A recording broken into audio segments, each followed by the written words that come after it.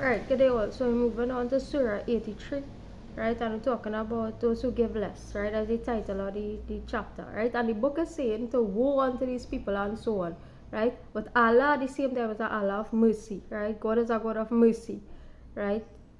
And if you're in a position to make decisions, you should be want to implement mercy, right? However, what we are asking people to do, right? There are certain groups, organizations, people in the entire world, right, who are extremely evil, right?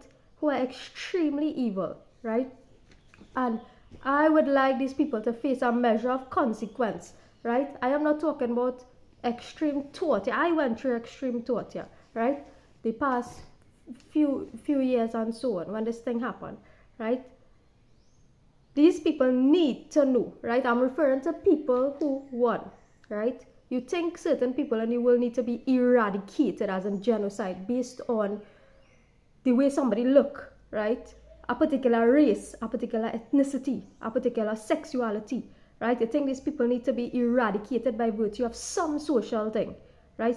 Class, some social thing, right? Those are the people who need to sit down, right? Talking about events like MK Ultra, right? Talking about events like MK Ultra, right? Wiping out people, right? Sending people to suicide or mass wiping out of people, using people as experiments, right? Intentionally using people as experiments. But then something happened, and this thing happened, in error, right? I say, okay, well, maybe it's by design this thing happened. But you intentionally want to wipe out or eradicate people from the face of the planet, right? By virtue of what? You don't like how this person's skin color is, right? You don't like what this person's sexuality is. You don't like what this person's gender is, right? You don't like what this person's social class is, right? You think this person is a burden on society, right? Disabled people who already existing, right? Wipe, right? That's the mentality now, right? The mentality. Now, I don't like suffering, right? And if disabled people are suffering on earth, I pray that God take them with ease, right? But I am not one to intentionally say, hey, wipe out this group of people, wipe out that group of people by any social, by anything that is social. I mean that, hey, you're born into the world, you're born into a particular group, right? You're born into a particular race, you're born into a particular gender, right? Born into a particular social class, and by virtue of this, right, there are people who just want to wipe you out, right? And this is why, right? Because of this suffering and torture that happened in the past, this is why the certain groups have been calling for this repatriation and so on, right? So I don't know if this thing took place, right? Because since I've been thinking about this and stuff, based on my experience, what happened to me, and me being able to see another side of the picture, and I've been thinking about this repatriation issue, right? I've been getting a real heavy, and I mean real heavy fight down on it, right?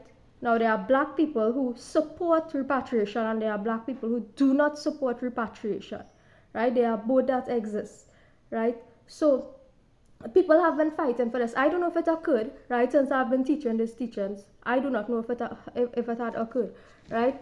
But one of the things that I realized that I was called here to do is to come and to advocate in that regard, at least until I finish teaching this book, right? Until 114, right? So that is what I will do, right? Meaning that the powers that be, right?